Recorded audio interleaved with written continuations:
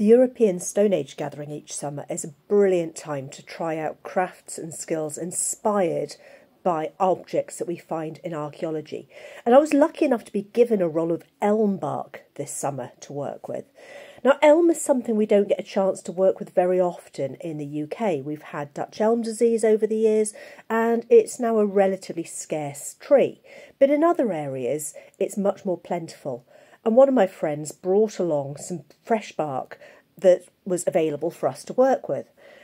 I'm using stone tools to turn this into a couple of very simple foraging baskets. So we've soaked this bark and I've cut it to size. It becomes very leathery when it's soaked.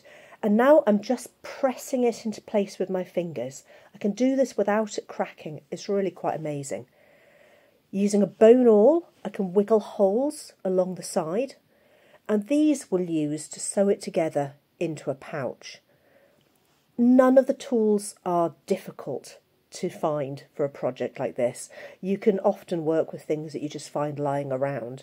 And of course you could use a modern type drill, but actually a sharp bone is more than adequate for the purpose. We'd been making quite a lot of cordage. Here I'm using cordage that's also made from elm bast, in this case retted elm bast, to sew together this basket. This is the simpler of my two projects. Just folded, straightforward holes, quickly laced together.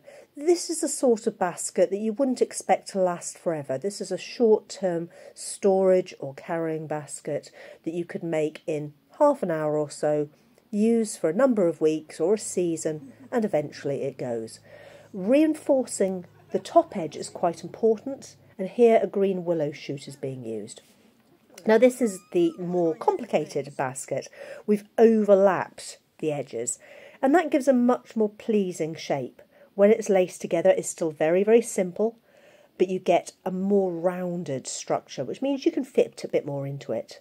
We'll do exactly the same thing with the top edge though, using a stick to reinforce it so that as the bark dries, it doesn't curl in on itself.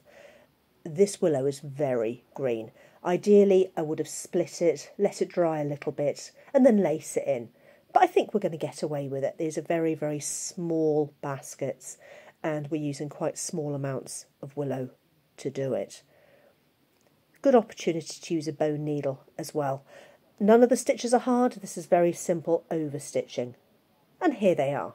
Two very quickly made baskets in elm bark, ready to be filled with something interesting and taken on my prehistoric adventures with me. It's always wonderful to work with friends at the European Stone Age gathering. People are very kind with sharing resources and ideas and materials, and it does give us all a chance to learn different things and have a lot of fun trying out different materials. I just need to find something to put in these now.